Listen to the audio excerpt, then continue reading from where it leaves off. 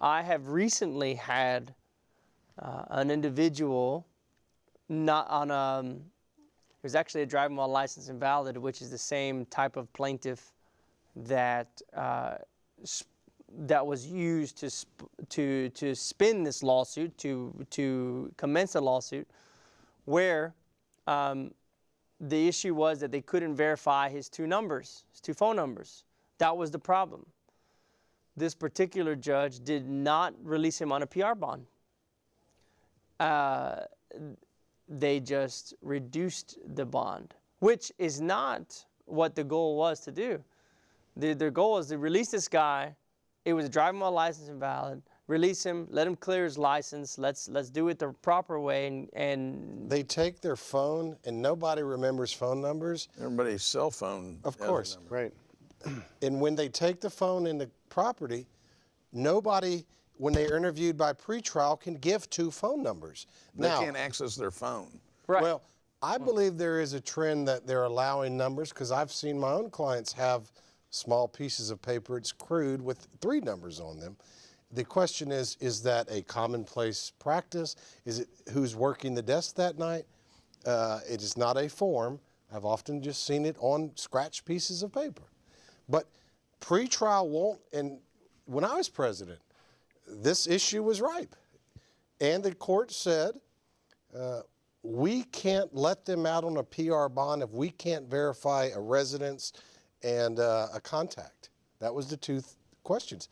Our response is HCCLA's response was, well, we can't give you 2 phone numbers if we don't have access to our phone. Nobody remembers phone numbers. Look, one of the issues now I agree with what you're saying, but one of the issues that we have here is good faith and bad faith. And, we're talking about our county criminal court judges. We know them, and as far as, having a trial in front of them, they'll give you a fair trial, most of them. But we're talking about a policy here that when implemented and perpetuated by an entire group, does a lot of damage. And it's gone on for 3 decades now.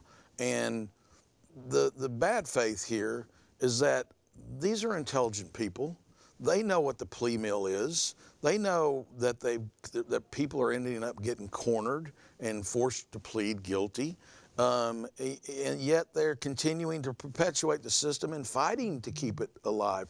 This is what's really disgraceful, is that the judges are intelligent people. And what has their defense been? Their defense for perpetuating the system and not granting PR bonds was, well, we had a system that was broken and we couldn't analyze people because the tool for analyzing whether or not people were in danger was broken. The tool, that is the evaluation. Pretrial services. Yeah, their tool. Created. And that's what they said was their reason, that our pretrial services tool for evaluating people, whether or not they would return to court, was broken. And they said that that was their reason. Now, in all the years I've talked to the different judges, I've heard lots of different reasons. That was never the universal reason. That was just one of many reasons. But they all agreed not on the reason why they were doing it, but they all agreed to do it and perpetuate it.